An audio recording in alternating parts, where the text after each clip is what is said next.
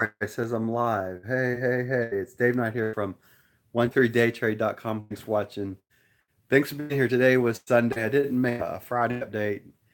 $3 up move. I didn't catch much of any of it. I was on short side, as you know. I'm a dark side trader, and I try to um, steer clear of days that don't that I will say that you should give it to the birds. And I'm trying to find where my camera is here. So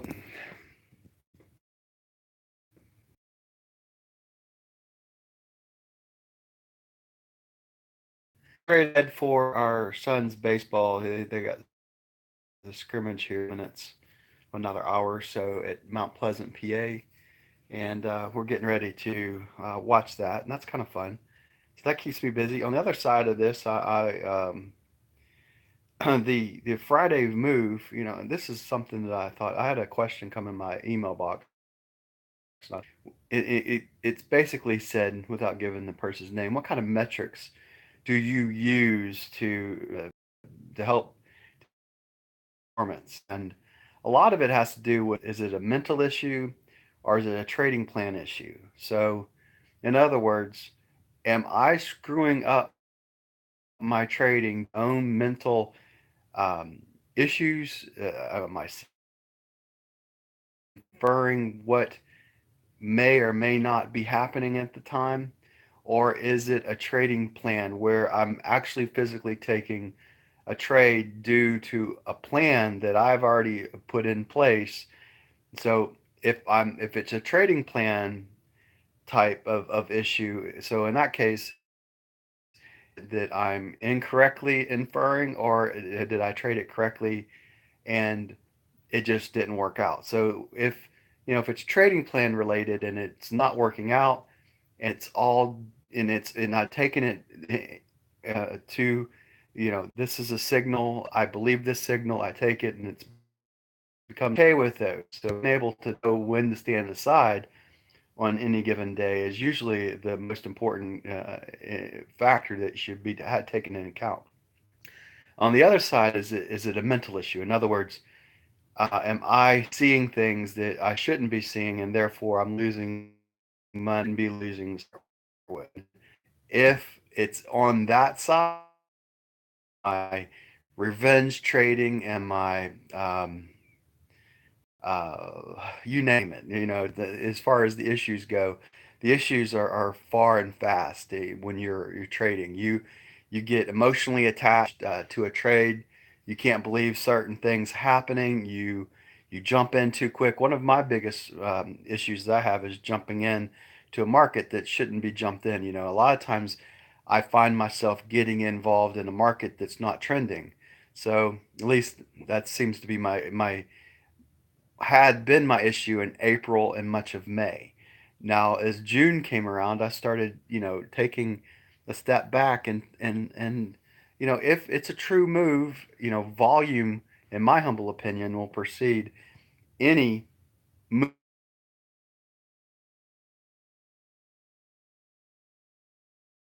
of, is it a good trade or not?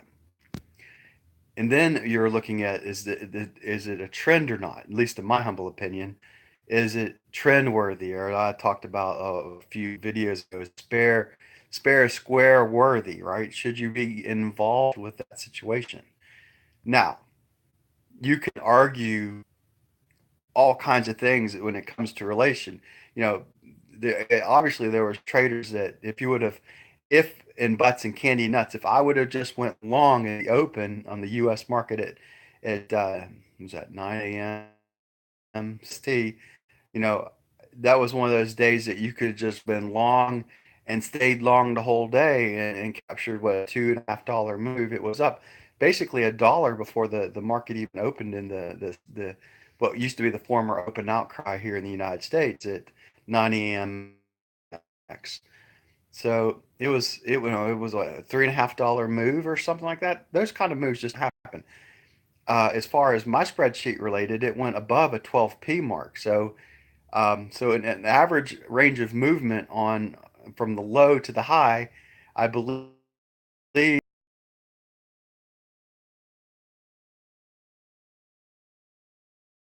on Friday, I believe it was 23 ticks. So if you take 23 times 10, that's 230. Add another, was that 230 plus another 46? You're looking at 278, if I'm not mistaken. So the market had moved, average range of movement, which extreme movement to me in any given day is a 12p move. It moved above that. So for everything that you say, well, this happens, then this should happen. You've got to be able to, at some point you got to say you got to give it to the birds. So in other words, you have to just say, you know what, that day didn't make trading sense to me personally. Now, everybody has an opinion of why the market's moving, but when you're in the day trading realm and trading at that point in time when the market's moving, it's rumor, it's hearsay. It's really not. Is it event related? Sometimes you know it's event related, and sometimes you can change your opinion quickly. But more times than not, during that session, you don't know why the market's moving. It just is, and to be able to understand that and then walk away from it. So on Friday, I earned 18 ticks, and but I was short side trying to catch a retracement trade coming off of that. I didn't believe in the long move, and that's because of my own personal belief that the market, when it wants to fall, will move and fall quicker than it does go up. And so a day that doesn't work out for me as a dark side short side trader is, if I can walk away with a positive gain on it, could have kicked my ass, it's a win for me. So um, you got to understand where you're picking off highs, though. So, and that's kind of where I'm a much better at picking off the high than I am picking off a low. So knowing and understanding, in other words, trade to your strength. And my strength right now, personally, is seeing the dark side or short side of the market, even if it's a market that's not going the direction that I think it's going to go. There's certain criteria that I try to follow. Try to make sure that the market is forming a 1, 2, 3, and a wave to the downside before I start progressing myself into a trade. Not just simply jumping into a market, especially when it gets above that R3 mark, quit. If even at R2, when it gets to R2 and above, it becomes untradeable for me as well in that period of time too. So know where your strengths and where your weaknesses is, I guess, in that case. So when the market moves from pivot to R1 up through R2 for me, more time that I just walk away from. And on Friday, three and above, and I was done trading well before it moved to R3 during the trading session. So if you can't beat them, then the old side is to join them. And I didn't have that philosophy on Friday, that more times than not on Friday, I believe personally that the market will trend on the downside. So I was looking short only coming into Friday because that's my personal belief that I believe in, and it saved me from bad trading days on a Friday more times than not. So each one of us has our own fears, our own um, biases to bring into the market. If you can trade on both sides of the market and be proficient at both sides of the market, then kudos to you. It's very few and far between that everybody can just have no bias coming into a market and then be able to trade that no bias, because it's hard. Because if you're short at one time, then you might see the long, but you're thinking, okay, it can go this way and it should go this way, or you're thinking it should go this way, and then it doesn't. It goes the other direction. Well, if you have the ability to see both sides of the market and be proficient at it, then you're good. More times than not, I believe most of us as traders need to pick a side. You're picking a side of the market. You could brag the market. Now, one of my strategies, a close 30, I made some money on that. bracketing the market during a session and make up. Then there was a day that I picked up 60, 70 something ticks during the week. So there was trading opportunity on the short side, and there always be trading opportunity on both sides of the market.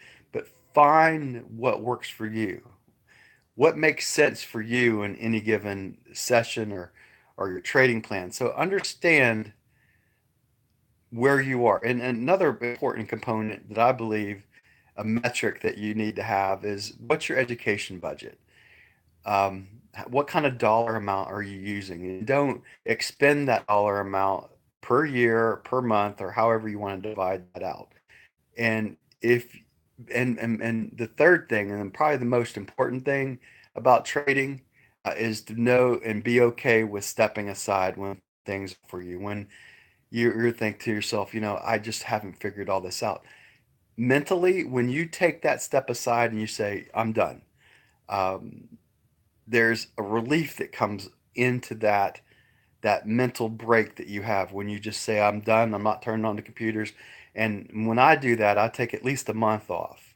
And I mean, physically, I don't worry about trading for at least a month. And whether it is, last time I did that was last year, I think from May through September, and I came back in October. So it took me that long to divorce myself from the fact of allowing, to make myself feel that I can turn around and do something with my trading again. And that's a, that, and when you do make that decision, then have your plan, what you're going to do outside of that. For me, it was selling insurance. That's what I do on the side. Uh, so being able to walk away and then come back to it, and that think that's probably what saves me a lot of times. And you got to be able to walk away from trading when it's not working out for you. And the side, you'll have epiphanies as time moves on, and then you'll start. And I have my journal, so write down those trading thoughts, and then when you get back to it, put that into your trading plan to see if those that mental thoughts that you have, and you will, once you divorce yourself away from the trading environment, the ideas will start flowing again. And that's kind of where you want to get to. You want to get to where your ideas are flowing, and then you can rewrite your trading plan to a sense that you can sit back and say, all right, now I know this didn't work. Now I want to see if what I do here will work. I hope that helps. That's kind of how I handle my and when I take time off. Summer's a good time to take some time off sometimes, at least a month or two, when the doldrums of the market, when it doesn't make any sense and you have these $3.50 moves that at the time you can't figure out. But but when you look back at it, there's always an opinion of what it did. So you can always justify why a market did what it did, but it's always in hindsight. You usually not during a trading session can you put yourself into the shoes and say, this is why the market's moving, with the exception of an event. So an event comes upon the market, then you might hear from it from a trading room, from something kind of environment. But more times than not, when the market is doing things that unexpectedly happens, you got to be able to say, give that to the birds. That's what I do.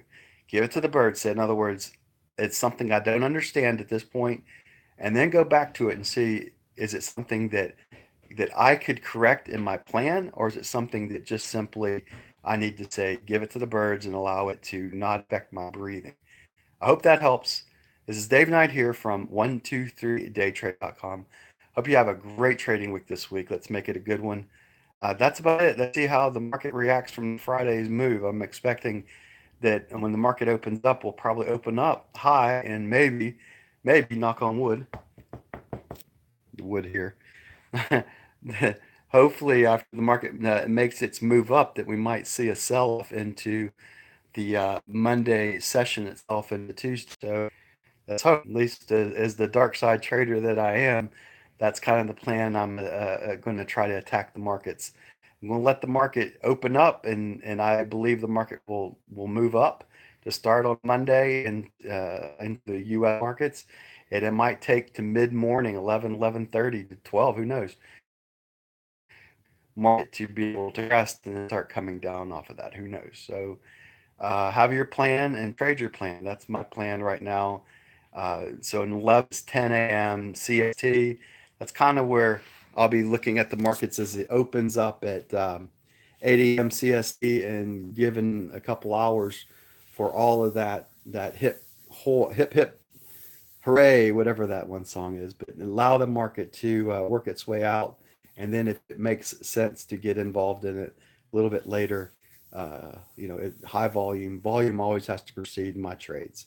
I hope that helps you, and have a great rest of your week and weekend. I'll see you next week I put together. This is Dave Knight here from 123 Day Trade. Take care. God bless, and I'll see you together. Bye for now. So how do I close this out?